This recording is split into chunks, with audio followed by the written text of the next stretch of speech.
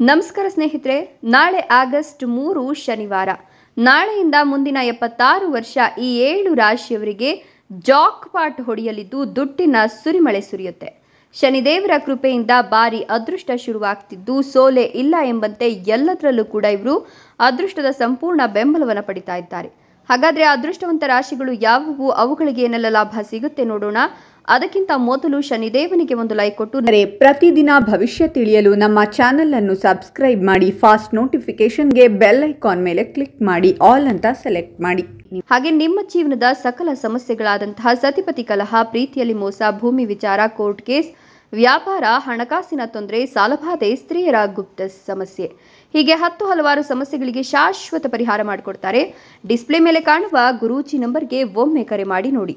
ಹೌದು, ಈ ರಾಶಿಯವರಿಗೆ ಈ ಒಂದು ಶನಿವಾರದಿಂದ ಅದೃಷ್ಟ ಡಬಲ್ ಆಗೋದ್ರ ಜೊತೆಗೆ ಜಾಕ್ಪಾಟ್ ಹೊಡಿತಾ ಇದ್ದು ಸೋಲೆ ಇಲ್ಲ ಎಂಬಂತೆ ದುಡ್ಡಿನ ಸುರಿಮಳೆಯೇ ಸುರಿಯುತ್ತೆ. ಮುಂದಿನ 76 ವರ್ಷಗಳು ಈ 7 ರಾಶಿಯವರಿಗೆ ಶನಿದೇವರ ಕೃಪಕಟಾಕ್ಷ ಇರುತ್ತೆ ಅಂತ ಹೇಳಬಹುದು.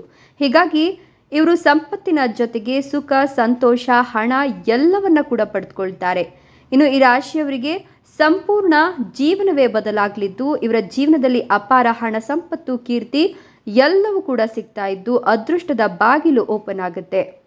ಒಳ್ಳೆಯ ಫಲಗಳನ್ನು ಇವರು ಪಡೆದುಕೊಳ್ತಾರೆ ಅಂತ ಹೇಳಬಹುದು.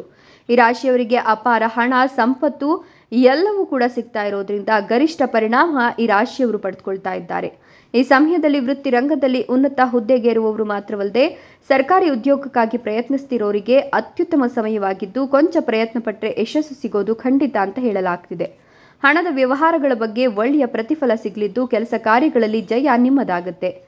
ನಿಮ್ಮ ಜೀವನದಲ್ಲಿ ಉತ್ತಮ ಫಲಗಳು ಸಿಗುತ್ತೆ. ಈ ಸಮಯದಲ್ಲಿ ವ್ಯಾಪಾರ ವ್ಯವಹಾರದಲ್ಲಿ ಬಂಪರ್ ಲಾಭ ಗಳಿಸುವ ಸಾಧ್ಯತೆ ಹೆಚ್ಚಿದೆ.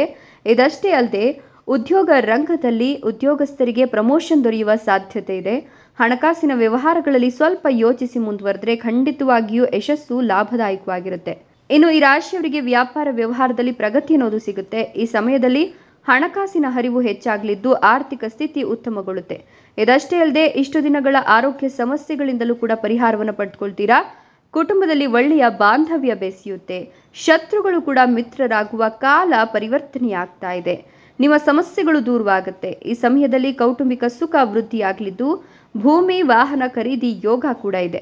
ಹಣಕಾಸಿನ ವ್ಯವಹಾರಗಳು ಉತ್ತಮವಾಗಲಿದ್ದು ಅಂದುಕೊಂಡ ಕೆಲಸ ಕಾರ್ಯಗಳು ಕೂಡ ಯಶಸ್ವಿಯಾಗಿ ಮುಂದುವರಿಯುತ್ತೆ ಅಂತ ಹೇಳಲಾಗ್ತಾ ಇದೆ. ಇನ್ನು ರೈತರು ಮಾಡುವ ಪ್ರಯತ್ನಗಳಿಗೆ ಈ ಸಮಯದಲ್ಲಿ ಫಲ ಸಿಗುತ್ತೆ.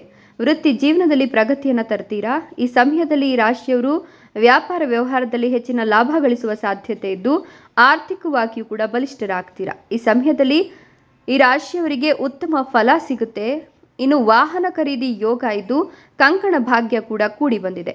ಎಲ್ಲ ಹಣಕಾಸಿನ ಪರಿಸ್ಥಿತಿ ಉತ್ತಮವಾಗಲಿದ್ದು ಈ ರಾಶಿಯವರಿಗೆ ಅದೃಷ್ಟದ ಸಂಪೂರ್ಣ ಬೆಂಬಲ ಇದೆ ಅಂತ ಹೇಳಬಹುದು.